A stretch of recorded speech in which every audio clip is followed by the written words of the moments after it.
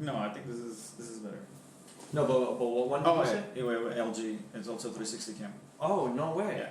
So how the company started is, we wanted to make. Well, I wasn't there, but I knew the idea. Like, we wanted to make this camera that you connect to your iPhone. Okay. And then you flip your phone like this, basically upside down. Oh. So you can do Facebook Live or record any kind of video, and it had a 3D sensor on it too. So you can potentially just remove your background, keep you in the frame, and remove your background and put it like, let's say, I don't know, you're in Egypt right now or whatever. Like, you can do Facebook Live video with any background you want. Kind of like dynamic, like real time. Yeah. Green screen behind you, like, and you can just do anything you want. Really? So like that's why like the depth camera like would capture you and keep you in the frame. So we were buying all kinds of cameras, and I mean we still do. Like we have a drone, we have a camera company too, but yeah.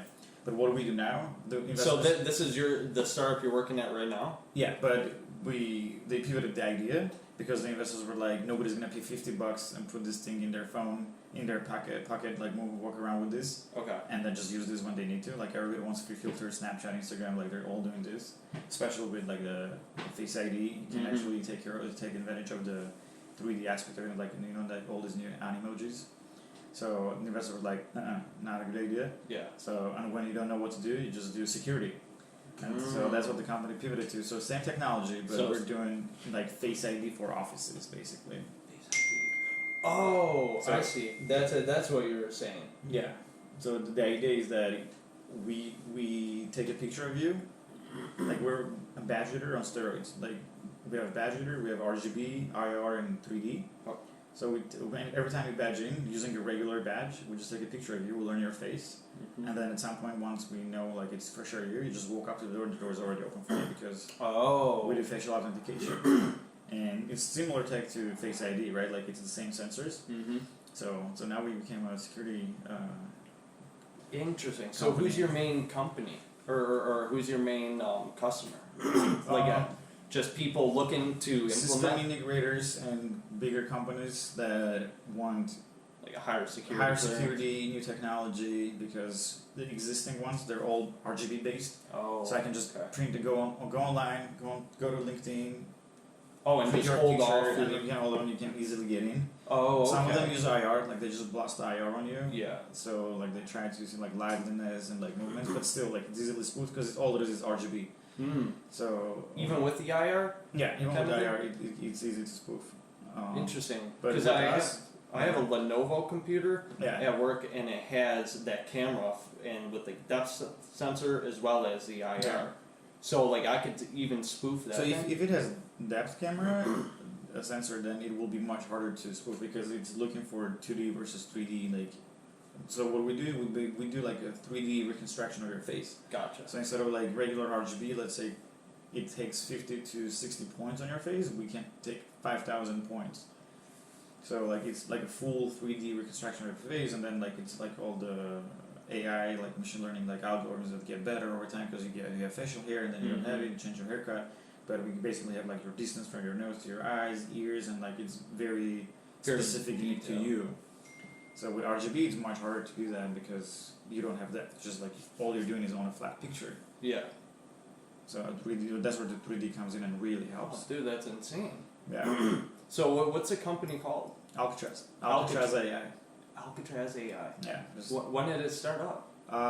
So overall, maybe like 3 years ago, and they pivoted from the little phone, from the little camera to the security device like 2 years ago, basically. Okay. So just shortly after the company, you guys developed like an initial prototype of that plugin. So you're already invested capital in making a product. Yeah, they were already at EVT basically phase. Yeah, they were pretty far down, and then the investors were like, "This is not going to make it."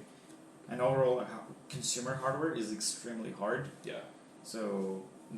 And it's a super competitive landscape like that. Yeah, so we also know it from previous company where I worked at that went down big time. Lily, the flying camera, it was a drone. Yeah. So it's hard. Did that ever make it out of Kickstarter? And so it wasn't really Kickstarter. It was our own campaign, pre-order campaign on our website. It wasn't really. What do you mean for that company? For Lily, for the drone. Oh, okay. Yeah. Yeah. So it wasn't like crowd-funded project. Okay. We just collected pre-orders to show traction to our investors. Oh. And we actually set a record of like the biggest pre-order campaign ever, and we collected 34 million in pre-orders. You worked at Lily? Yeah. Oh, I didn't know that. Yeah. And this was right before this current company that you're at? Yeah, pretty much. Like maybe like with a 6 month of difference. And so I guess I can backtrack to like I got into Lily. We were in Menlo Park in a garage, like the most typical Silicon Valley story ever. Where I was number 6, we're in a garage in Menlo Park, 600 square feet. We go crazy famous. Like our video goes viral when we launch it. It's just like brutal. Like we're everywhere, insane popularity, people talking about us. And we moved to a big office in San Francisco, 20,000 square feet warehouse. Do you know where Bolt VC is? Like, have you heard about Bolt? Bolt. They're a hardware VC company. It's in south of Market. It's not an e-bike company, is it? No. Okay, because I know there's a company called Bolt e-bikes. Yeah, no, not that one. Yeah, Okay. Bolt VC. That's where their office is now. But basically, 20,000 square feet office, huge warehouse in San Francisco. Everything was going great. We raised 15 million in Series A. 15? Yeah. Wow. But our burn rate was also crazy. Yeah. Our burn rate was like basically 1 million a month. Oh my gosh, really? Yes. How many engineers did you have on board? We're at some point we're maybe 60-ish people. Mm-hmm. With interns we were probably like about 80. But our office, the rent was $100,000 a month. Wow. Yes. 100,000. $100K a month was just a flat. I wonder, because we just moved into a new office in the Dog Patch area. Okay. Or, I'm sorry, not in Dog Patch, in the Mission. Mm-hmm. And it's triple the size of what we just came from, and the other place that we came from was, I think, like 15,000 a month. So I'm curious. It's probably up there. Yeah. Just as well. 100,000, man. Yeah, it's 100K. It was 20,000 square feet and 100,000 a month. Imagine being the owner of that building. Oh yeah. Oh, just raking it in. Exactly. And now it's probably even more. So, but basically I think that kind of killed us. Engineers, we had a rookie CEO, rookie CTO, they were straight out of school, Berkeley, and they didn't know what they were doing, and there was no like adult like supervision. Yeah. And so it was a lot of like free for all kind of thing in the beginning. We had a good working product, and they decided to, because a lot of it was OpenCV and on top of it customization from our end, and they decided to rewrite the whole flight controller, and they basically delayed us like 10 months. Oh no. Like they decided, I don't know why, to start the whole thing from zero. It's like the Pied Piper thing where he goes up on stage and Exactly. just rewrites it the night before. Yeah, exactly. So obviously that didn't go well. After 2 delays, the investors didn't want to invest in us anymore. We had already collected that from our, like even right now there's a container with parts for Lily about like for worth like $1 million because. And all that's left is just to do the flight controller. What, they toss it all out or what? Yeah, they basically tossed everything out and. Is it recording or is it? I don't know what's it doing actually. It just keeps looping. Oh.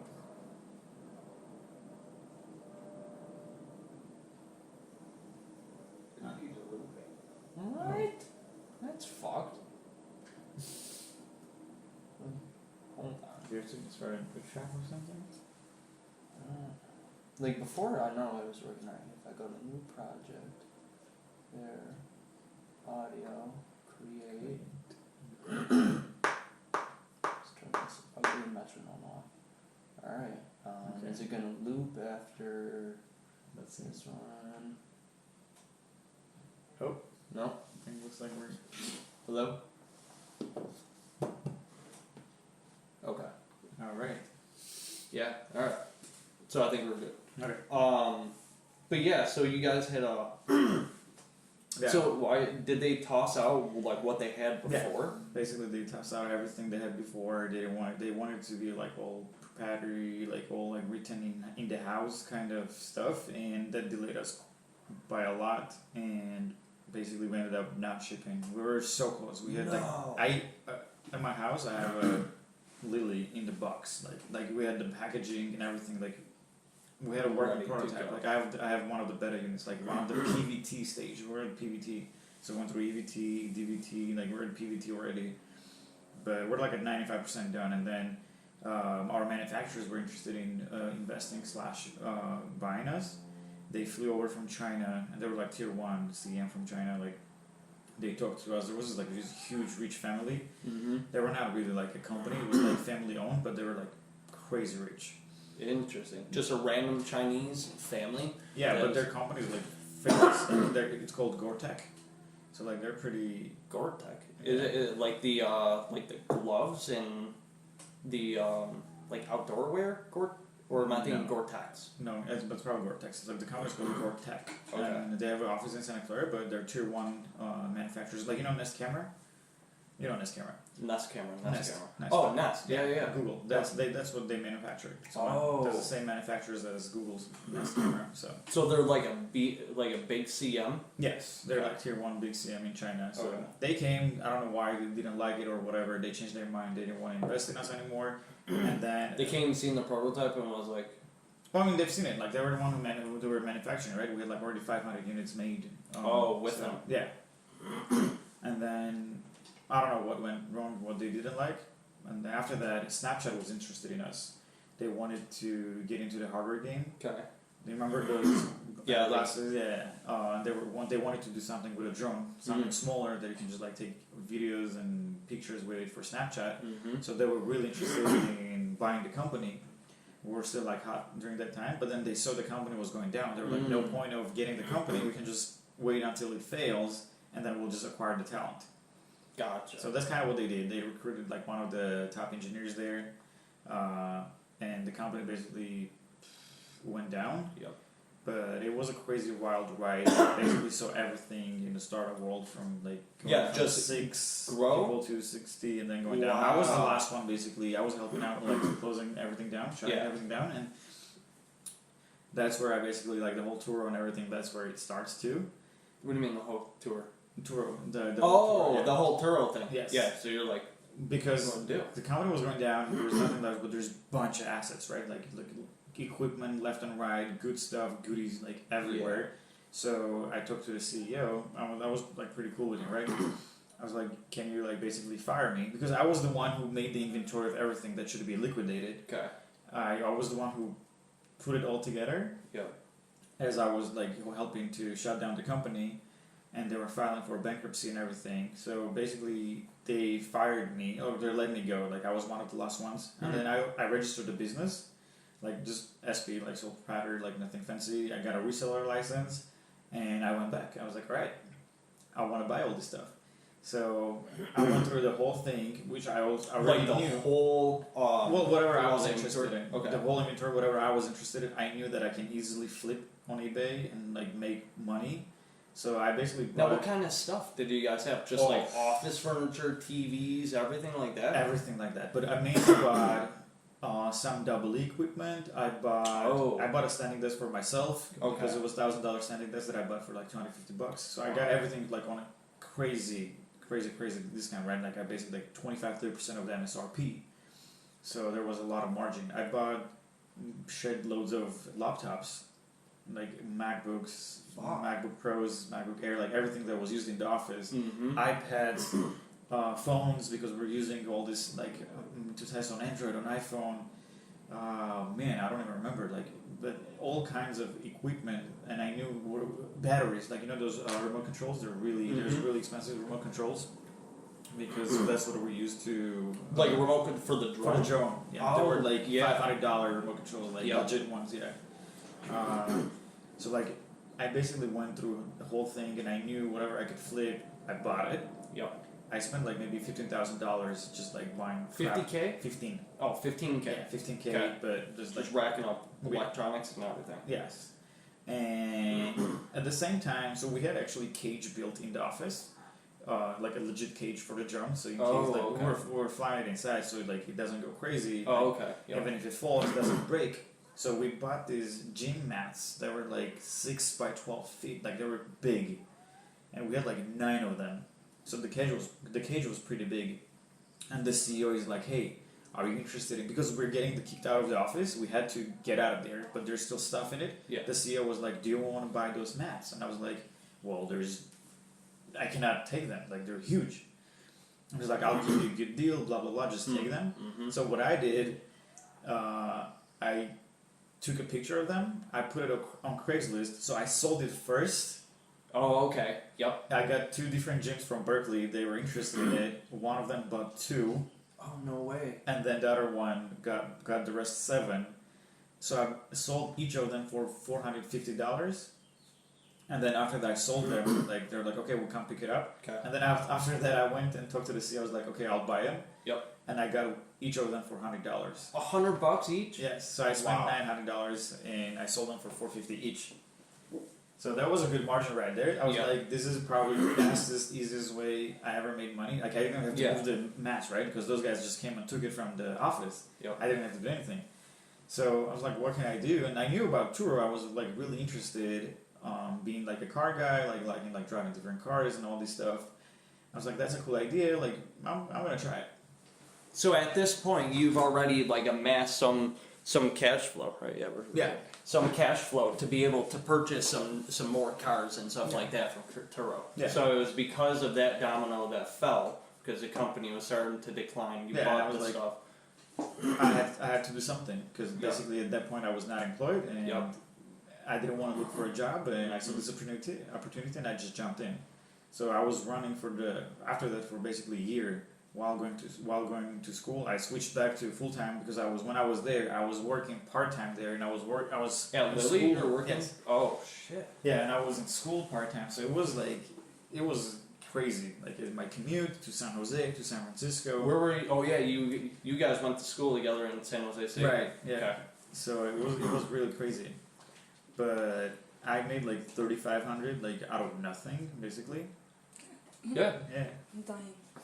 Love you. Oh god. It's I know how I'm gonna drive. Love it. Nice seeing you. Leah. Oh, nice to see you and thanks for the. Oh yeah, of course. Bye, Leah. I'll be back later. Okay. Okay. I'll hit you up in a little bit. You're not coming with us, right, to go fly? No. Okay. Just text me when you're almost done solving. Okay. Let me text Jesus. Time you want to go? Hey, we're gonna go at. Let me know, okay? Okay. Love you. Bye. Love you. Drive safe. Bye. Alright. So yeah, basically when I got the check for those mats, like subtracted whatever I spent on it, like I was like, wow, this is easy money, right? So I was like, I don't mind risking it and losing it. Mm-hmm. So did you start thinking at all like maybe I could go to different startups and just get their liquidated stuff? I also thought about that. Yes, like that's for a while. That's what I wanted to do. Yeah. Just be a liquidator. Like it's like I can buy from one startup because startups fail every day. And startups start every day too. So I was like, I can be that middleman that gets furniture and equipment from one startup and sells it to another startup for cheaper. And that's actually how I met the CEO of the company where I work now. He was also buying assets from Lily.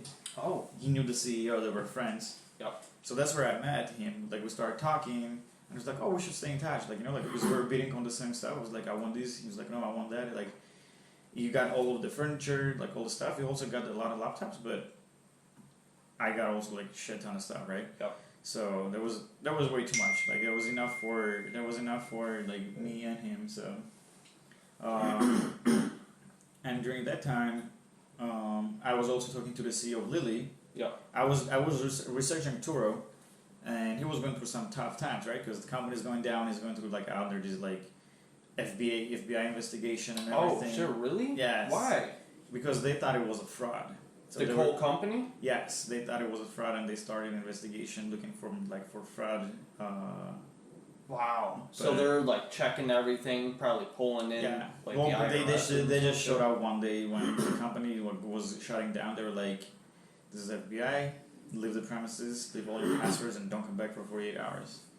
Fuck. Yes, it was like I didn't realize they could do. I guess it. Like they. Yeah, I mean it's FBI. They have to show like a search warrant or anything. Like, and that's it. I mean, obviously, he wasn't going through some fun stuff. So he was driving Audi, and it was a S3, like top of the line with prestige package, like diamond stitch and everything, like all of it, CEO style. And he was like, "Vahram, like, I need to get rid of my car." I was like, "Well, dude, even if you get rid of your car, like, even if you go return it, like, you still have to pay the payments." Yeah. He's like, "What can I do?" Did he lease it or he was leasing it? Oh, he leased it, yes, and he was paying like $500 or $600 a month for the lease. Okay. Yeah, well, it was top of the line. Yeah, of course. And it wasn't A3, it was like S3, so like super sporty. Yep. I told him, I was like, so there's this a startup called Turo. They're like Airbnb for cars. I was like, if you want, I can help you to put it on Turo. And he was like, dude, here are my keys. Do whatever you want. I just need this car to be basically free. The rest I don't care about. Like, as in you can keep the profit if you can make more. Oh, really? Yeah. How often did he need to drive it? He didn't need to drive it at all. Like, he would take it sometimes. He would call and was like, hey, is the car available? I want to go somewhere. I'm like, nope, it's taken. Like, you know. So that was like my trial for Turo because I wasn't risking anything. I didn't have to get a car or anything. So I was like, I got this Audi that I also drive and have fun. Yeah. I can put it on Turo, try this idea, and as long as I make $500-$600 to cover his payment, the rest is mine. So at the time he hands you the keys, and do you just take it home with you? Yeah. You're just like, okay, so he's off, and now you have his car. Yeah. And then you sign it up for Turo. Now, do you need to, because like I guess Turo takes care of the insurance and everything. Right? Yeah. You need to have your insurance because it's California law, right? Like if the police stops or whatever. But I was taking the Turo's insurance. Oh. Okay. And that's their business model. Yeah. All they do is they sell insurance for a profit. Mm-hmm. So like you get your 100% of profit if you don't want any insurance. Yep. Or like maybe you get 90% of it, or maybe 95%. But then there's 3 different tiers of insurance you can get from them. It's like, oh, we'll cover like up to like this much, and it's 15% from your profit. And then there's this advanced one where we cover almost all of it, and it's 25% of your profit. And then there's like this all-inclusive basically insurance, and they take I think 45 or 35% from you from what you make on Turo. Okay. But they covered like everything. It's like a full deal. So I got the 25% one. They were basically I was getting 75% of the money. Mm-hmm. And I don't know. I took a couple of cool pictures. I went to Palace of Fine Arts, parked the car. Again, one of the things I bought from Lily was the DSLR camera that we had a really nice one with a really nice lens. So like, I took cool pictures. Yep. Put it on Turo, wrote a little description, and people like started jumping on it. Just eating it up. Yeah, I didn't have any reviews or anything like this. I put it for a little cheaper at the beginning just to get like some traction going, like people like leaving feedbacks and stuff like that. And then it kind of picked it up. Like it picked up pretty fast and it was good. I was easily making the payment, like to give it to him basically. And I was easily making over 1,000 with Audi only in a month. Wait, what do you? Okay, so $1,000 with one Audi, you were making about 1,000. Now, how often would you say that this thing was rented out for? So most popular days, no matter what car you put, well, fancier car you put is Thursday, Friday, Saturday, Sunday, because it's either locals that go to Napa or something, or they go somewhere else, or it's a lot of people who fly in. Yep. Oh, me and my girlfriend, me and my boyfriend, me and my friend, my family's in town, or somebody's in town. Like there's some sort of people in town, or they fly in or something, and they go somewhere. Most of the time it's Napa, and they're like, oh, we like your car, we'd like to take it. There's a couple of guys, oh, I'm thinking of buying this car, I kind of want to like test drive it. I've been thinking about it, and then like it's also like, oh, my family's coming, so it's kind of like perfect. I want to test drive the car while my family is here, like blah blah blah. Because a lot of people in the city don't have a car, right? Yeah. Like it's more expensive to keep the car and park it than Uber around. Yep. So a lot of people, and it was what I really liked. It was cool people. But yeah, what did it? So it was like really cool, chill people. Yeah. So like this pilot, he's like, oh, I have a BMW M4 and I have a Porsche. And I'm just gonna be in San Francisco for a few days. I really like the car, and he's like, I'm a pilot for like United or whatever. So like, chill people, like really cool people, because the car is expensive. Yep. It was. I put it for like 70 at the beginning, and then I raised it to like 110 or something. Oh yeah. A day, yeah, because it was it was top of the line. It was a really nice car, and then. They have to pay the 110 a day plus the Turo fees and some insurance or whatever. So like if you take it for 3 days, you're talking about like $500-$700 maybe, right? Well, okay, $700. Like if you take it from Thursday to Sunday, you're talking about like $500-$700. So obviously, if you have that kind of money just to drop for a car rental, then chances are like you're like up there, you know, like you're living the life. So that's what I like. The clientele that was taking the car, they would usually take care of the car because it was an expensive car. They can afford it, and they're used to driving those classic vehicles. So I learned a lot by just doing the Audi, and then the lease was like getting over, and then like he had to move, blah blah blah. So like I returned the car to him. He didn't want to do it anymore. We did it for like 3 months. Did you go over miles at all or no? He didn't because he lived in the city, so he didn't drive a lot. So it was kind of like okay. Yep. Yeah, and you put a limit. So I put only like 100 miles a day, I think, on Turo. Yeah, you can set the limit. So did you find that having the 25% insurance coverage was more than enough? It's the best one to get. It is. So don't do like the 30-40%. No need. No need. What's the main difference? I think it's just like when your car is involved in an accident, they give you rental. They fully take care of you, basically. Yeah. 25% one is like, I think it's zero out of pocket cost to you. Okay. They take care of it, blah blah blah. But like you have to like basically source your own car while the car is in repair and whatnot. Okay. And then the lower tier one is like 15%, but you pay any damage up to like $3,000, and if it's more than that, then Turo kicks in. Gotcha. So, I feel like that's not even worth it. And like just being able to get your seat scuffed or like your rim bent off. And most of the time it's going to be something small, right? Yeah. Like it's not going to be like... It's not going to be a major crash. Well, I'd hope not. Like, statistically talking, it's going to be something small rather than something big. So 25% I think is the best one to go with. Okay. So that's what I did on Audi. And then after doing it for 3-4 months, and that's when like it was like kind of aligned at the same time with like when I sold the mats, and I made this like over $3,000 like by doing nothing, basically just by posting this thing on Craigslist. Yeah.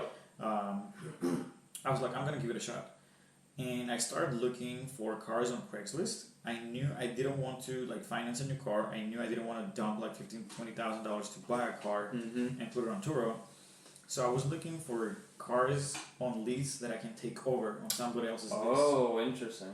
Okay. So, but I didn't care. I wasn't looking for a specific car. I was looking for a good deal.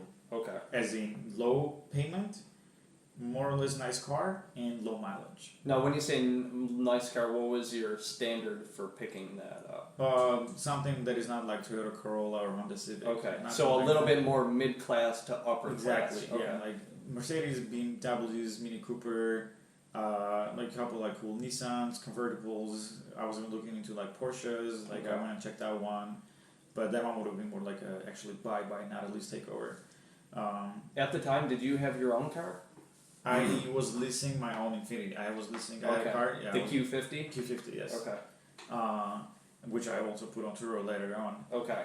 But initially you're like... Initially, yes. I wanted to keep my own car and just have... And keep it separate. Yes. So that's the other thing. If you have only one car in your life, putting on Turo is probably not fun, because then if it's rented, you don't have a car. Yes.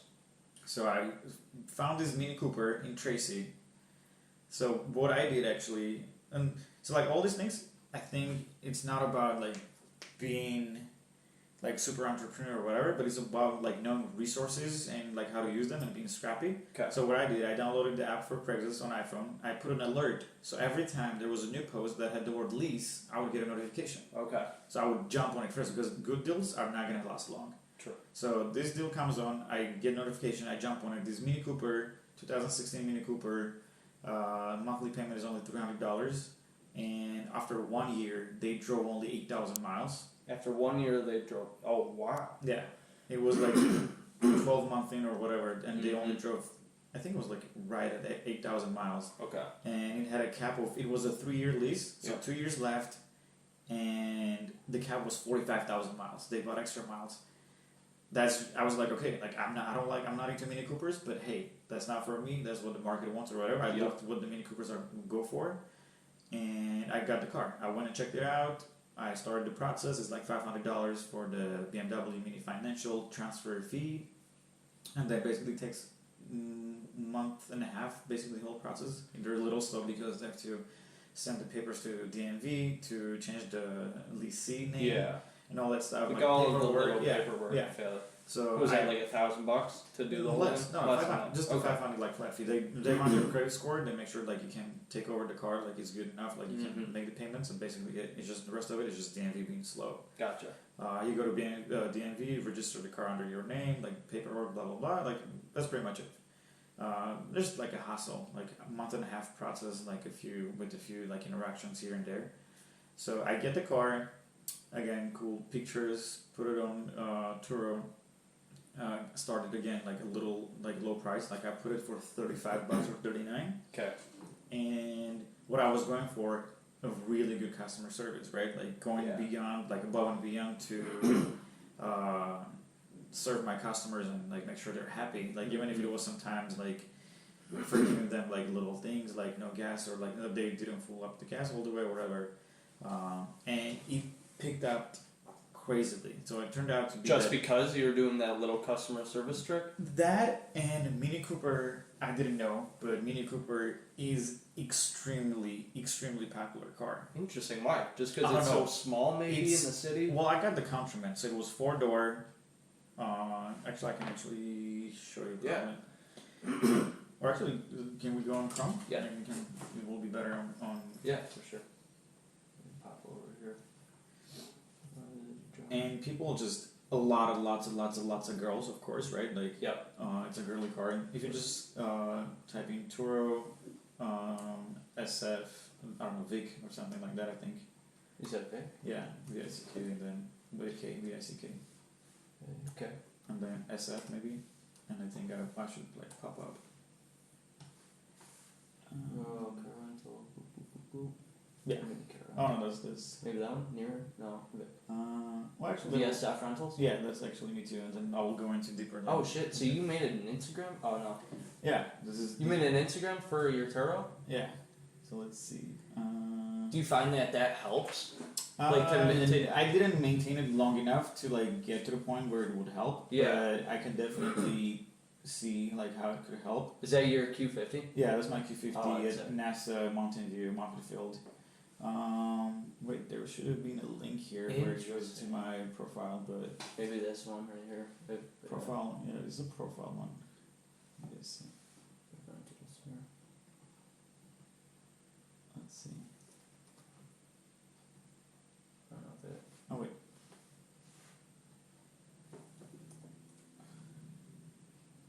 Interesting. Let's see.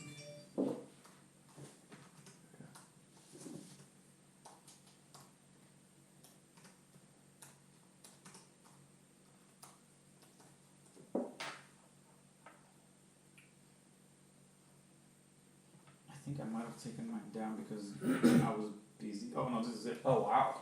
So wait, hold on. So you get your own page and art? Oh yeah. Wow, I didn't realize it was like that. So I went to the same place, Talent and Fine Arts, like with a friend, like in the middle of the street, just took a few pictures. Okay. And this is the car I got. The only thing that I did on this car, and it's the base model too, so it wasn't the sport or anything. The only thing I did was I got these straps from eBay for like $15, like on the hood. Oh yeah. And that's it, because the car like had the nice wheels. Yep. And it looked really nice with like the white black combo. Yep.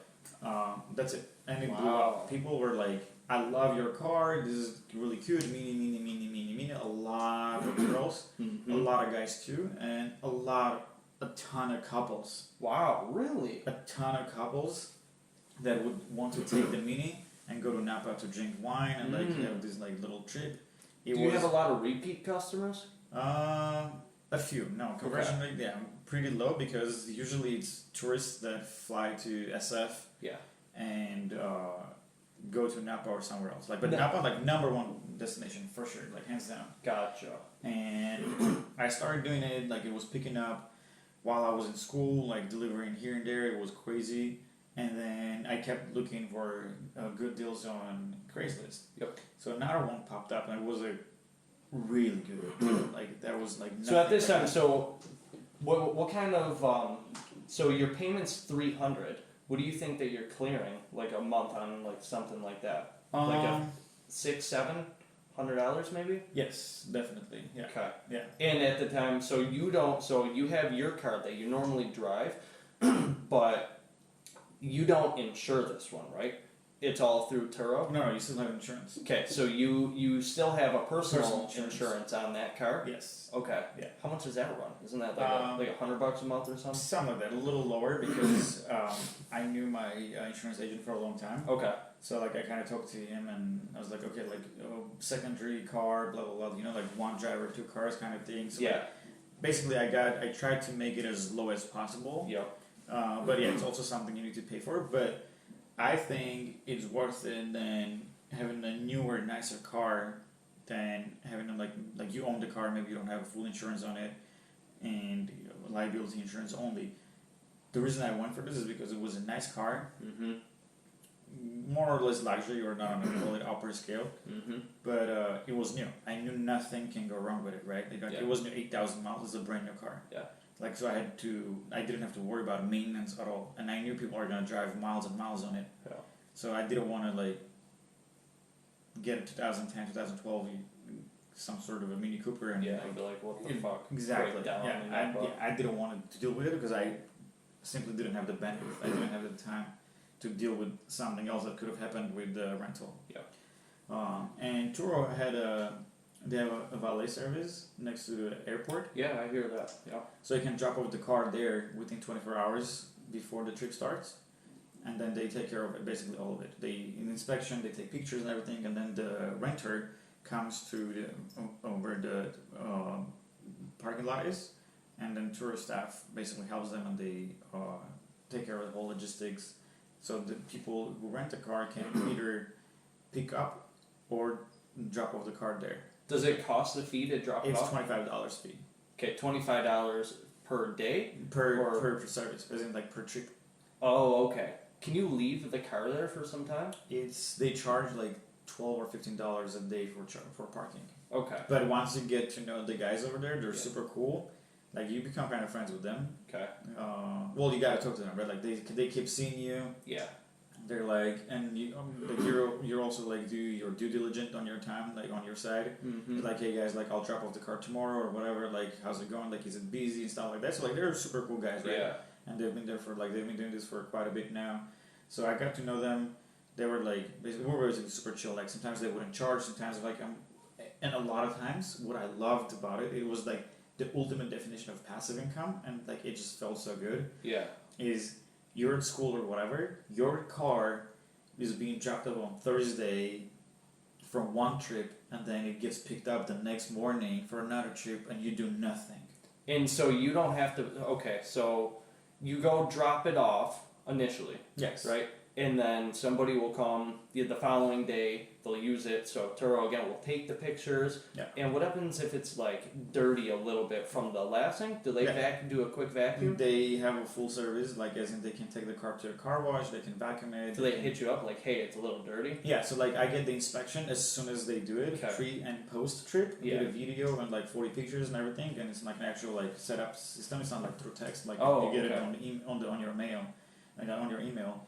But once I got cool with them, I was like they're like, oh, the car's a little dirty, like what should we do? And I was like, sure, like go ahead and clean it. Like once or twice, like I pay them, and then again, like you gotta be. I was like, dude, I'm paying Turo like $15 or $20 for a vacuum. Like it takes 5 minutes to vacuum. I was like, I'd rather pay you $10. Like I can just Venmo you. Yeah. If you're interested. And they were like, yeah, like I mean, like screw Turo in a way, right? Because they're also trying to make money. Like they're only getting paid like hourly. So I was like, instead of paying $20 to Turo, I was like, hey, like they're like, oh, it's a little dirty. Do you want me just to vacuum real quick? I was like, yeah, sure. Like, and then I would Venmo. Yeah. And then after a while, they're like, dude, don't even worry about it. Like I just like did a light clean. It looks good. It's ready for the next trip. That's sick.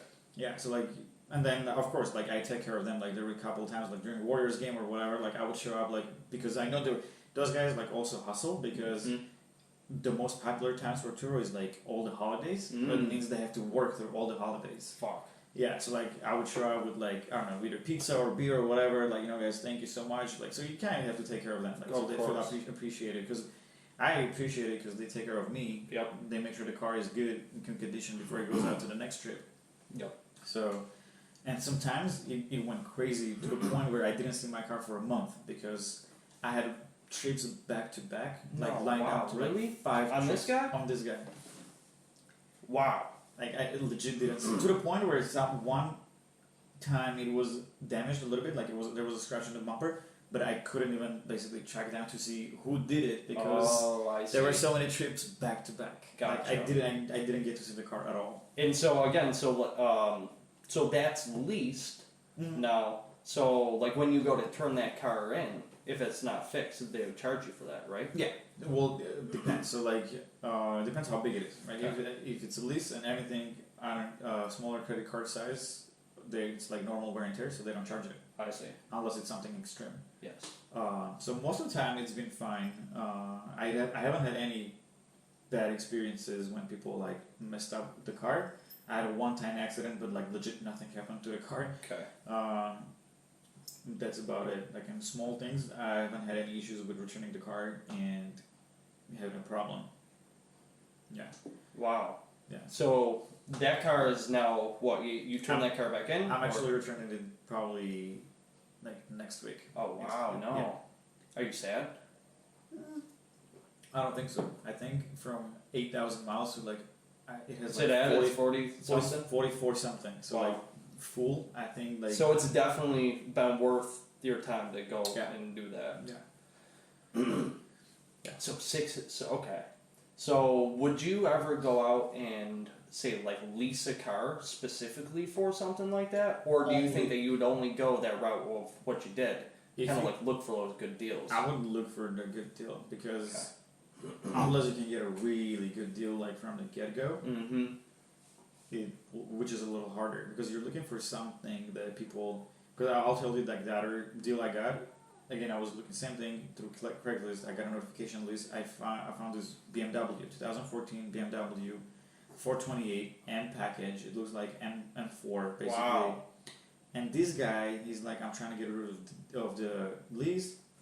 It's a 3-year lease. He's 2 years in, 1 year left with 20,000 miles on it. Like with 20,000 miles left to drive. I just like jumped on it. I was like, dude, I'm interested. He's like, I'm a software engineer. I travel a lot, like top-notch software engineer that I travel a lot. I'm only in California on the weekends. In 2 years, I only drove 10,000 miles. And that guy got all the packages and he paid $10,000 down payment on a lease, which I have no idea why he would do that. Cringing. I mean, you had to fuck you money like that. But it worked out for me because that BMW with loaded was only $420 a month. Wow. Which was really, the car was loaded. Yeah. Like all the packages you want. Like it had everything. $420 a month. So at this time, when you got that BMW, now you have 3 cars, right? Exactly. You have your personal, the Q50, this guy, and then now an additional BMW. So what I did, I went ahead and actually also, obviously I'm an all-star host. Oh, that's amazing. So what I did actually, I went ahead and also posted my BMW as well. Okay. My Infinity.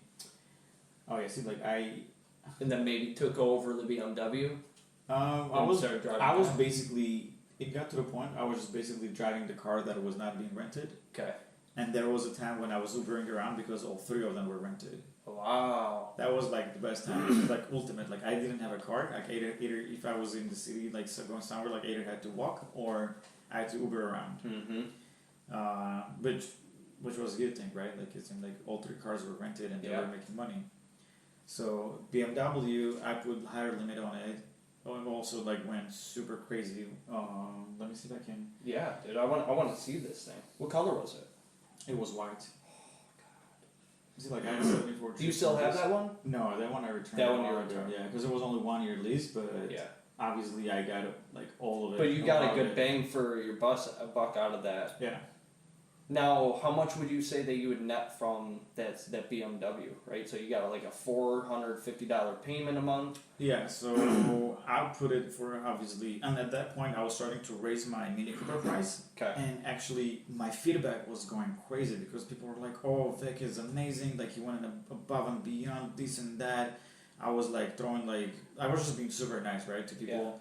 And when I put the BMW, I could already like had that leverage to put it on a higher price from the get-go, and I started raising my Mini to the point where I was saying Mini Cooper, even sport model was even cheaper than my base model. Wow, and really?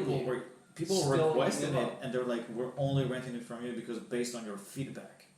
Because people were saying really good stuff, and actually. So now, like, what kind of stuff would you do to go above and beyond? Like, what kind of tips can I take to... They were like, oh, like, we're a little late, we're a little early, like, is it okay? Like, basically, like, convenience for them, inconvenience for you. Yeah. And which I was like, yeah, sure, like whatever, no problem. Like, oh, we don't have time to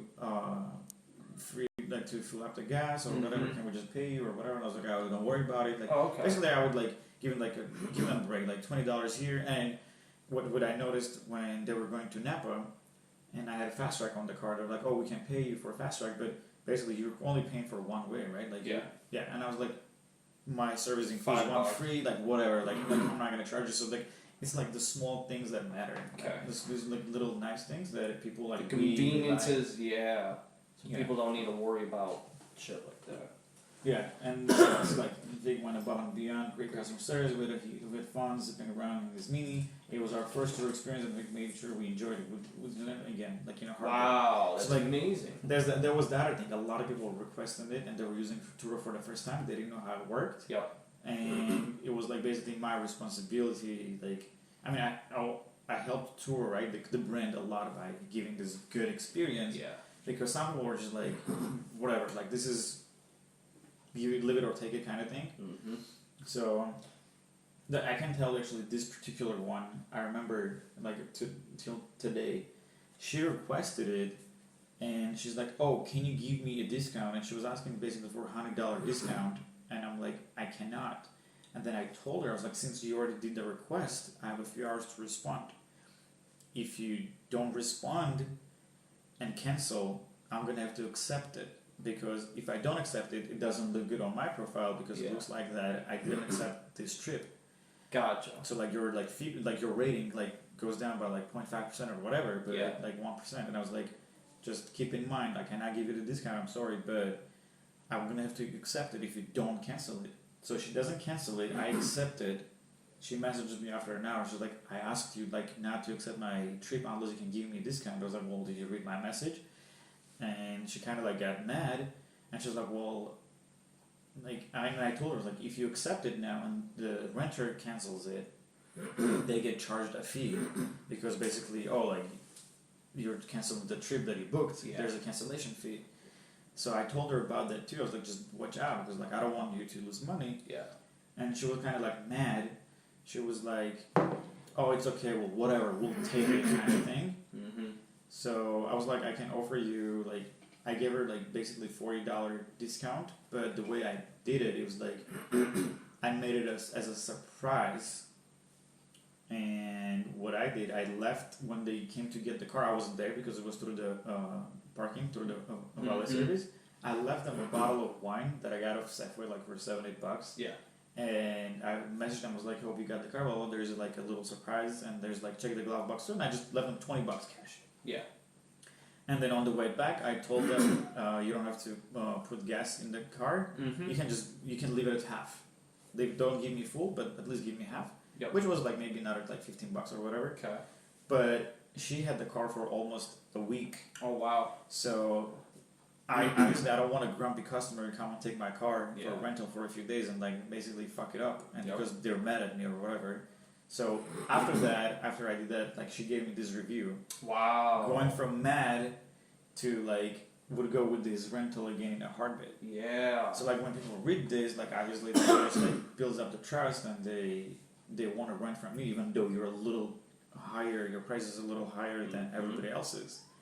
And what I also noticed, a lot of people doing this as a surprise or whatever, because I would deliver straight myself.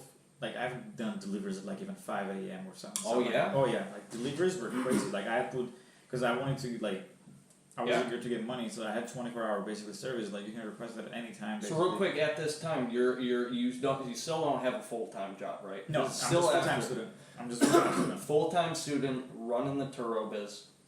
And selling all the butt stuff on eBay. Wow. Okay. Yeah.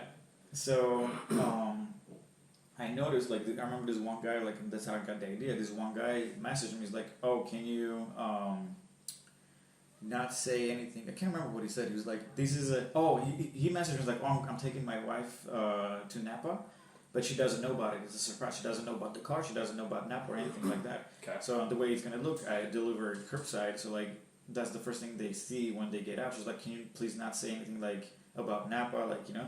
Yep. So she doesn't know it's a surprise. Mm-hmm. So I was like, oh, since it's a surprise, So I was like, what can I do? So I thought, I was like, do you want anything, any extra services, like concierge services? And I was like, whether it's a bouquet of flowers, Starbucks coffee, bottle of champagne or wine. And the guy went for it. So he was like, yeah, it's like bouquet would be cool. And I was like, basically you can reimburse me plus some like basically service plus fee. a little service fee. Yeah. And he went for it. And then I started. So did you just give him a flat rate of like, so say like bouquet of flowers is $10, okay, service fee is like 15, like 10, 15, yeah. Okay. And the guy was perfectly fine with it because like it's a surprise for a wife or a girlfriend or somebody you're about, and like they get out of the San Francisco airport, like at the gate there's a car waiting for them with a bouquet in it, so obviously well worth the $35. Dude, that's badass. Yeah, these little things for the ROI. And I started doing it more and more. Like everybody who would message me, I had basically templates. Like I wasn't typing it every time. I had macros like that I would just like copy paste. And I started offering it a lot more. I was like, on top of it, if you're interested, I can do any basically request that you have, and you can just reimburse me plus some like some fee or whatever. And then I started people like the most popular one was wine. Wow. One guy, there was a gay couple that was coming in to San Francisco because of San Francisco and everything, and he loved it. It was like, oh, like a bottle of champagne would have been amazing. And his partner was just like crazy happy. So like those little things, obviously, like they gave me good feedback, like great experience with your car, everything was promised, it was really nice. Like, so how many Turo trips would you say that you've done? Like 100. Wow. Yeah. And there's basically like 100 like different people. And the other thing was that like I would like jump on it and reply right away. Yeah. So you're on top of your shit. Yes. Now, would you always? So after you did the flower thing, would you then, like you said, you had a template, and would you just kind of give them like, hey, I also offer these other services, whether it's to get champagne or flowers, etc.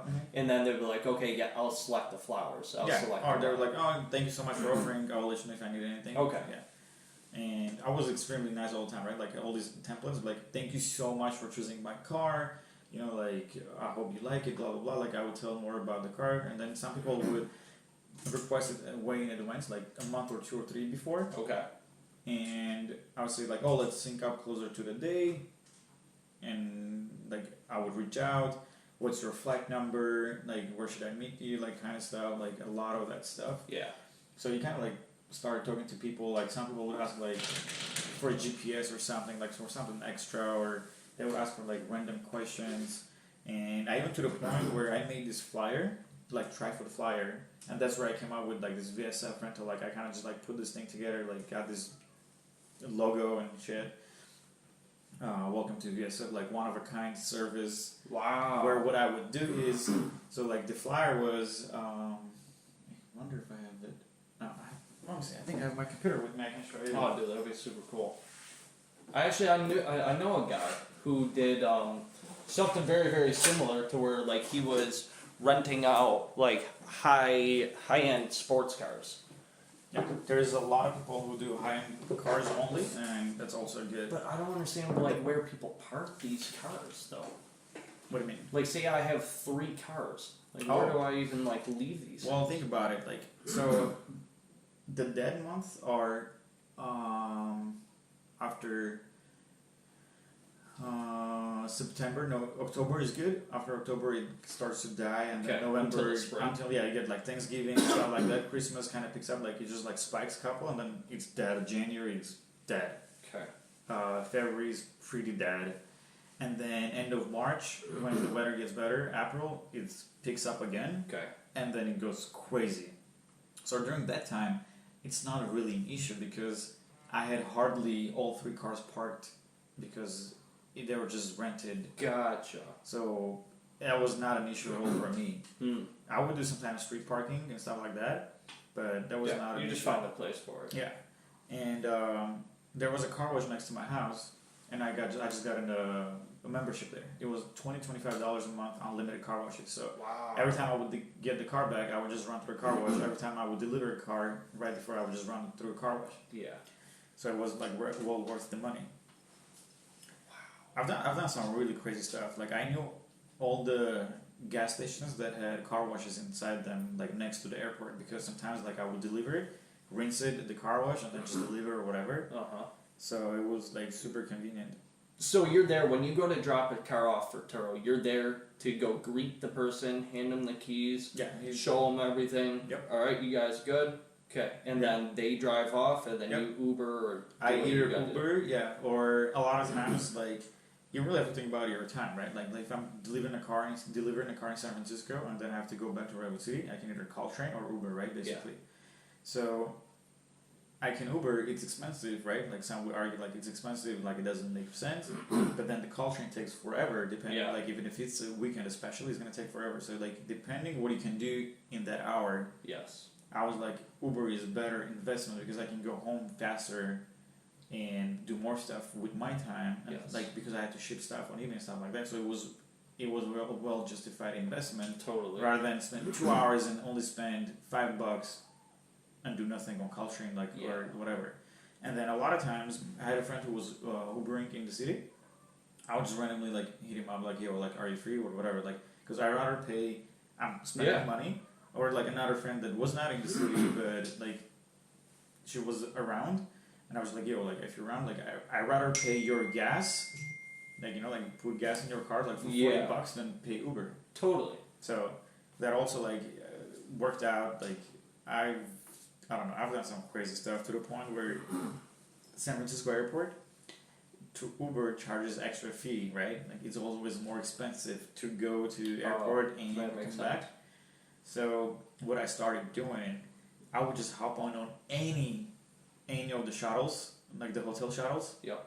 After I would drop them off, like any shuttle that comes right after that, I would just hop on them, and they go to the ones that are in Burlingame, because there's on Airport Avenue in Burlingame, right next to the airport. There's all these like Hyatt, Marriott, all these like different hotels. I would just hop on any of these shuttles, go to the hotel and request Uber from there, and I would save like $5 to $7 each time. Oh wow! So like, gotta be scrappy. These little tricks definitely save you. Yeah, a lot. So now you said but before I pivot to there, you have a car rental service now. Like not right now, but yeah, that's at the time that's what it was. But it wasn't as in like registered in any business way. Did you ever feel the need that like you needed fleet insurance, or do you look into fleet insurance? I looked into it, but it's just crazy expensive. Yeah, it's much more expensive, and it makes sense if you have way many more cars. Not 3, not 5, not 10, maybe like at least maybe 10 or more. Yeah. But if you're at that point when you're doing 10 cars with Turo, then you need to do it full time. Okay. You can make a living out of Turo, but you need to do it full time. Okay. Yeah. So meaning like full time, like you're constantly delivering these cars, you're constantly tending to your cars, like it's pretty much your job, 24/7 to baby your cars and make sure they're good. Also, you're in communication. Like some people like want to drop it off early, some people want to drop it off different locations, some people more have questions. Yeah. People pick me up like at random times. This lady, she freaking calls me at 5 a.m. and she's like, I was drunk and I lost the key. No. And what the fuck? Yeah, and I'm like, well, fuck me. It's like 5 a.m. and she just calls me. She's like, and she needs to return the car in like 3 hours. And she's like, I don't have the key. I lost it. I don't know where it is. I was drunk last night. Thank God she was Ubering. She wasn't driving my car, but she had the key on her. Yeah. So I had to go with my second key, like all this like stuff like that bound to happen. More trips to get, more shit is bound to happen, of course. So I got the second key. I went and got it. It was fine, and I just claimed it to Turo, like, and just got and programmed another key in the dealership. That was fine. Like it was all taken care of. But now, how is claiming stuff through Turo? Like, it's a fairly straightforward process, or it's fairly straightforward process. But I will tell you what, they're evil. They're evil in a way that Turo works when it works, but then they will try to get out of it as much as they can every time. As in that if you're not on top of it, you didn't take a good picture, you didn't like record the miles or whatever, they will like, oh, you didn't follow the rules, we're not gonna Gotcha. We're not gonna. So you need to follow everything down to the very TI/. Yes, I was like taking pictures before and after. Like the report, you can only claim something within 24 hours after the trip. After that, basically, it's not valid anymore. So like you gotta be on top of this stuff because otherwise, obviously, so they won't lose money. What happens if the people at the airport don't catch it? If it's their job to like go around and take a picture, but then they will catch it because they take 30 to 40 pictures and they take a 15-second videos of both inside and outside. Okay. So there's a lot of proof of like if something went not right. Okay. So this is the BMW. Oh, dude, that's sick. Yeah, so like it was, and again, like I went to a Wow, like a DSLR, like I parked in the car like in the middle of the street to get the Golden Gate Bridge behind. So like, oh my god, that looks like a fun car. Yeah, it was fun to drive, and it was fun to towing it for its little lifetime. Yeah, and at the end of the day, it was just fun because I was like, I'm driving 3 different cars for free, and I'm making money on top of that. It was just like fun to switch between the cars, and you know, like you're like younger, like you're just like this is fun. Like, like I knew that I couldn't afford 3 cars at the same time. I knew I couldn't afford Infiniti and BMW. I don't think I could afford this BMW by itself, but and I didn't want to like when I'm 40 or 50 only then be able to drive a BMW. You know, like be able to afford it. I wanted. It's kind of like. I want it now, so like, how can I have it now, kind of thing, and that was like the mentality that I wanted to like have a cool car too. Again, being like a car guy, like, but like not say like I cannot afford it, but how can I afford it? So that was like one of this I did it. I don't know, like we can go through some feedback. I can't remember like. Yeah, so like Vic is a phenomenal person to went from VIP service, great car. Like I mean, like when you see this like you don't see anything bad, and like some people like write really like. Long details, yeah. Lots of fun to drive, and the accessories while still it was very communicative and helpful. Made sure there was access to the car, even though our flight was delayed several hours, and we did not get to the pickup point until much later than expected. So like, I think that's just like really getting out of your way and like. Okay. Yeah. Like, could you see having, say, 4, 5, 6 cars get to be a little bit out of hand if you do have a full-time job? Oh, yes. Oh, my God. No, even having 3 cars, you cannot, I don't think you can do it with having a full-time job. Okay. The reason I was able to do it is because I was flexible as a student. I could either skip a class or it was, a lot of times it was not during the hours when I was in school. Sometimes, like, it was just like I would get out 6 p.m. from San Jose and I had a delivery at 8 p.m. in San Francisco. Sometimes like I would barely make it, and people of course like they're friendly, they understand it too, and you're nice, they're nice. It almost always works out. I always ask my renters to, because all the cars I had were like luxury, and they required like 91 gas. Yeah, I was like, can you just keep the receipt when you get the gas and keep it in the car? I would show them everything, keeping the glove box, you can see this, in here, in this, so it was just a lot of like customer service, like I'm trying to remember, like, because I haven't done this like in a bit now. So do you think that maybe like, if you were dueling 2 cars on Turo, that you could get by, but like it might be a lot of work to, I mean, it's a side hustle, just like... Yeah, it really is a side hustle, yeah. I was averaging in net profit maybe like a little over 1,000 after paying all 3 cars, basically, which was another 1,000. Yeah. If you count like I had a good deal on Infiniti, it was $300. The Mini Cooper was $300, and the BMW was for $20 plus some insurance. Yeah. So you're in about $1,000 a month. Like if to like take care plus, of those plus all the Turo fees, plus all the car washes and maintenance and Ubers and everything, like just net profit like that. Wait. About 1,000. Yeah. A month. Yeah. Yeah. Okay. Well, actually, a little over 1,000, but yeah, like if we let's say not the most optimistic estimate, yeah, yeah, let's go with 1,000. Yeah. And summertime, it was just brutal. Like it was brutal because it was very busy. Like that's when I got to be friends with the guys at the parking lot. Yeah. Because I kept seeing them, like they kept seeing me. It was fun. Waking up and like you get a ching, like you get paid, people requested, people like Oakland Airport, San Francisco Airport, San Jose Airport, like, and it was a good experience, man, because sometimes when I would go with a friend to deliver, after that we would just like, oh, we're in Oakland, like let's just go grab food or whatever, like you know, like there was also this, like during Give you an summertime. excuse also like to go out. yeah, I explored, and like even my renters told me about cool places, and the guys were like, hey dude, like I'm with my coworkers, they're like some Samsung accountant people like from East Coast. We're coworkers at this place. Like, is it cool? Like, if I deliver the car 2 hours later, or like just like send me a picture. Like, I know the car is good and whatever. Like, just gotta play safe too, but nice and safe.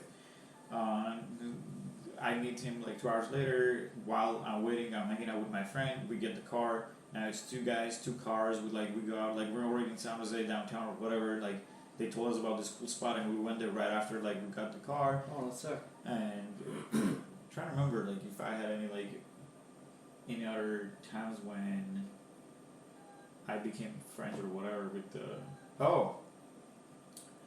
there was this chef at this seafood place in Burlingame.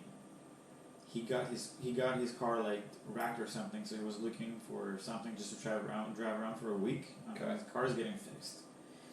And he was also like very, like not just like rent and like leave, but like kind of like our mindset kind of guy. Like I help you, you help me. Like it's all about the hustle. And we were talking about it. Like we talked for like good 20 minutes basically. Like when I was giving him the car, and he was like, "Oh, I'm like the main chef here at this restaurant. Like if you ever come with your girlfriend or whatever, dude, just like say my name, like I will treat you nice, I'm like the best wine or whatever." And he was having some sort of deal with the hotel across the street. Wow. He's like, if you go there and get a room, like say my name, like, oh, just let me know if you want a room, like I got the hookups. So I was like, sure, like, and so then the guy's offering his basically services and like how he can help you, and then you like, what's your value added, like, and then I remember he requested it. He's like, I want to request my trip for a few more days because my car is not ready. I was like, yo, dude, like, before I approve it, let me change the price. And I gave him like basically I dropped the price $20 a day. Basically I gave him a $60 discount, and I was like, dude, like really appreciate it. Like if there is anything, like just let me know anytime. Like come through to my restaurant, I got you. So like all this stuff, like $60 of like less profit, but now you made it like a good friend. Yeah, like you could always tap that. Hey man, what's happening? Yeah, exactly. Like I'm at the restaurant or whatever. Like with whether it's like your girlfriend or a group of friends, like and like you know that he got you. Like he will treat you with a wine or whatever, like the food, like discount from the chef or whatever. So you make all these connections also like that. It can come in handy.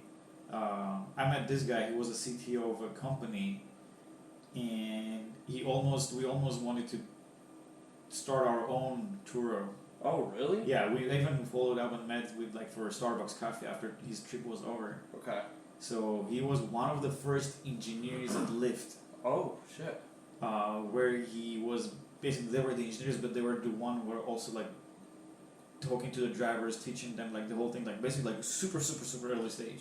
So obviously the guy was loaded with like shares and everything, so he was looking for the next big thing, and he was like now CTO of another company. He said he had seen the original Turo pitch deck and how it was not good, and then they changed the whole team and everything. So like he knew all about it, and then he like met me like all these like enthusiastic, all about startups kind of like mindset kind of guy, and he was like, "Do you think like basically I was his source for like the market knowledge and user research? Like I had it all because I'd done it." And he was like, "Do you think this can work? Because like honestly, Turo can do so much better. Like their app and their service, like it can be improved a lot from both sides, from the host side and from the user side. But they're pretty slow at improving and getting better. Now they've been getting better and better because they got big funding, Series D, I think last year. Oh, like they got like 100 million. So like now they're like dumping money left and right. Okay. And I know somebody that works in there that told me that because a lot of people also do fraud with Turo, as in like they purposely get into accidents and shit like that to get the money out of it. And LA is a shit show. So many crazy stories from Turo in LA, like people like stolen cars left and right. People renting cars with stolen credit cards, like it's just dude, that's a mess. It's a mess. That's unbelievable. Yeah, like thank God, San Francisco Bay Area people, like the kind of people you have here is much more different. I've never had any issues whatsoever with my customers. But after knowing that LA stories, like somebody from the company told me they have basically a whole department of like detectives or whatever, like they're contracting with detectives, and it's just basically like to chase down those like stolen cars and like to mitigate all of that. Yeah, the San Francisco airport sued Turo because of the curbside delivery, and they were like, you cannot use it, and now they don't allow you to, I think, deliver to curbside if I'm not mistaken. So it's only through the valet service, or you have to make somewhere like outside near the airport or whatever. Oh wow! So like they went through some shit too, but they're also they're making money, right? Because they're selling the same insurance to me, and they're selling that same insurance to the customer. That's their value proposition. Like it's a platform where they connect the driver and the renter. That's all they do. And interesting. Yeah. So I was one of their top rated hosts in the area. Oh damn. And there was numerous of times when Turo would call me, hey, it's somebody from Turo. Somebody else like canceled their trip last minute, and basically it's not a good taste for Turo, right? Because these renters, they're mad, they're pissed. Yeah. And they're like, we'll pay you basically any money. Like, because let's say you rented a Toyota Corolla for $20 a day, and then you come, it's not there or whatever, trip got canceled. They call me, they're like, is your Infinity available? And my Infinity is like $100 a day. So the Turo is basically covering the difference, so the renter is still going to pay $20 a day, and then I'm still going to get my $100 a day, so they're basically going to match that price. I see. So there's been like numerous of times when I got calls from Turo last minute, and I was just like jumped out of the couch and just like, yep, we gotta go deliver this. Yeah, yeah. So, and obviously, I mean, they're a good side. So I remember like they had a community meetup where like the CEO of Turo was there in San Francisco, like little like meetup thing, and they invited me. So I met the CEO, like other renters, other like potential people that wanted to start doing Turo. Okay. So it was cool. Like you make a connection. There's a Facebook group of Bay Area Turo owners. Oh, sick. And people sometimes even spot each other. And like, can you take care of my car while I'm on vacation and stuff like that. Like I was never a big fan of that kind of stuff because it's like double like risk because you're trusting your car with another guy that you don't really know, and then some other random person is gonna come and take it and drive it. So it was just like I didn't do it, but I know people who did it too. And there were some crazy stories. The guys at the Turo lot would tell me that there were companies like small car dealerships that didn't have registration or insurance on these cars, and they would put like 20, 30 cars on Turo.